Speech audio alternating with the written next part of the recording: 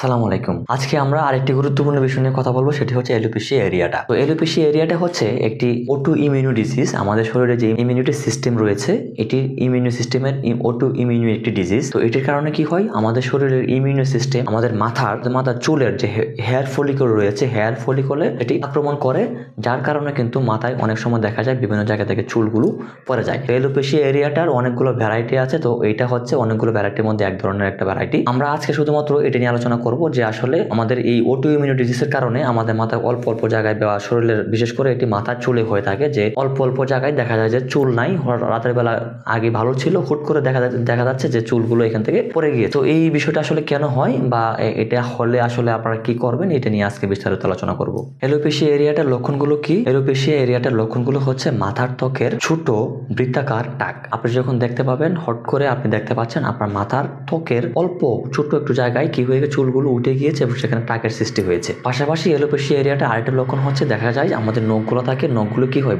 ব্রিটেল নীল থাকে, বা হচ্ছে আপনার নখগুলো ভঙ্গুর হয়, নখগুলো কি হয়ে যেতে ভেঙে যেতে থাকে। তো এটি আসলে প্রাথমিক লক্ষণ। যদি সঠিক সময় এটি চিকিৎসা না করা হয়, তখন কিন্তু আস্তে আস্তে লক্ষণগুলো আরো বাড়তে পারে। তো এলোপেশিয়া এরিয়াটার কারণগুলো আসলে কি? আমরা প্রথমে বলেছি এলোপেশিয়া এরিয়াটা হচ্ছে একটি অটো ইমিউনো ডিজিজ। এটি আসলে আমাদের শরীরের ইমিউনো সিস্টেমের অতিরিক্ত যদি প্রতিক্রিয়া দেখা দেয়, তখন কিন্তু এই সমস্যাটি অটোমেটিক্যালি হয়। পাশাপাশি যদি কারো জিনগতভাবে, যদি কারো বংশগতভাবে যদি এরকম হয় থাকে, তার টাকের সমস্যা থাকে, বাবা বা মায়ের পরিবারের অন্য মানুষের যদি টাকের সমস্যা থাকে, তখন কিন্তু আপনার এই এলোপেশিয়া এরিয়াটা হতে পারে। তাছাড়া অতিরিক্ত স্ট্রেস বা কোনো ভাইরাস দ্বারা সংক্রমণ হলে, বা কোনো ভাইরাল কোনো ইনফেকশন, অথবা আপনার শরীরে যদি অন্য কোনো যদি অটো ইমিউনো ডিজিজ যদি থাকে, তার কারণেও কিন্তু আপনার এলোপেশিয়া এরিয়াটা হতে পারে। তো যাদের এরকম সমস্যা হয়ে গিয়েছে, তারা আসলে কি করবেন বা এর প্রতিকার কি, বা এখান থেকে আপনারা কিভাবে প্রতিকার পেতে পারেন? এই ধরনের সমস্যাগুলোতে আমরা বলে থাকি স্টেরয়েড ক্রিম ব্যবহার করার জন্য, অথবা অনেক সময় দেখা যায় স্টেরয়েড ইনজেকশন, যে জায়গাটিতে চুল পড়ে গিয়েছে সেই জায়গাটিতে আসলে স্টেরয়েড ইনজেকশন করা হয়। আপনারা বাজারে পাবেন, ডার্মাসোলের নামে একটা ক্রিম পাবেন, সেই ক্রিমটি কিন্তু ওইখানে আপনারা ব্যবহার করতে পারেন। অথবা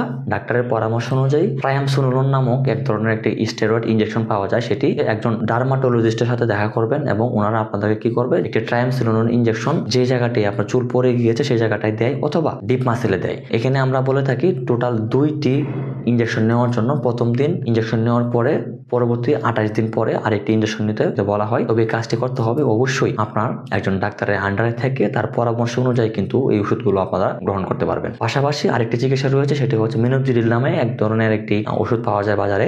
মিনোক্সিডিল কিন্তু হচ্ছে আপনার চুল গজাতে কিন্তু সহযোগিতা করে। তাছাড়া ঘরোয়া কিছু পদ্ধতি রয়েছে, যে পদ্ধতিগুলো ব্যবহার করার মাধ্যমে চাইলে কিন্তু আপনারা এখান থেকে প্রতিকার পেতে পারেন। নাম্বার 1, আপনি যদি মনে করেন আপনার চুলগুলো পড়ে যাচ্ছে, কিন্তু সেটি স্ট্রেসের কারণে, আপনি যদি জব করেন বা আপনি এরকম একটা কাজ করেন যেটি আপনি ফিল করছেন যে স্ট্রেসের কারণে আপনার চুলগুলো পড়ে যাচ্ছে বা এরকম সমস্যা হচ্ছে, তো আপনাদের প্রতি আমাদের পরামর্শ থাকবে আপনারা মেডিটেশন করতে পারেন। নাম্বার 2, ভিটামিন ডি যুক্ত খাবারগুলো গ্রহণ করা। আমরা পরামর্শ দিই ভিটামিন ডি যুক্ত যে খাবারগুলো রয়েছে, যেমন মনে করেন আপনি রোদে আপনি ভিটামিন ডি পাবেন। পাশাপাশি দুধ এবং দুধ জাতীয় যে খাবারগুলো রয়েছে, সেগুলোতে কিন্তু আপনি ভিটামিন ডি পাবেন। পাশাপাশি ভিটামিন বায়োটিন রয়েছে, এরকম খাবারগুলো খাবার আপনারা গ্রহণ করুন। এটা ভিটামিন B7 বায়োটিন। তো বায়োটিন যে খাবারগুলোতে বায়োটিন রয়েছে, সেই খাবারগুলো আপনারা বেশি পরিমাণে গ্রহণ করুন। পাশাপাশি জিঙ্ক গ্রহণ করুন। জিঙ্ক যুক্ত যে খাবারগুলো রয়েছে, যেমন আপনি কুমড়ো বীজে আপনি জিঙ্ক পাবেন, বা বাজার থেকে আপনি জিঙ্ক কিনে খেতে পারেন। জিঙ্ক যুক্ত যে খাবারগুলো রয়েছে বা জিঙ্ক আপনারা খেতে পারেন। এবং নাম্বার 3, যদি দেখতে পান যে কোনো ব্যাকটেরিয়াল ইনফেকশনের কারণে বা ফাঙ্গাসের কারণে আপনার চুলগুলো পড়ে যাচ্ছে বা এরকম সমস্যা হচ্ছে, তো বাজারে কিন্তু অনেক ধরনের অ্যান্টিব্যাকটেরিয়াল বা অ্যান্টি ফাঙ্গাল অনেকগুলো শ্যাম্পু পাওয়া যায়। তো আপনারা চাইলে কিন্তু সেই ধরনের শ্যাম্পুগুলো আপনারা ব্যবহার করতে পারেন আপনার সমস্যাকে প্রতিরোধ করার জন্য।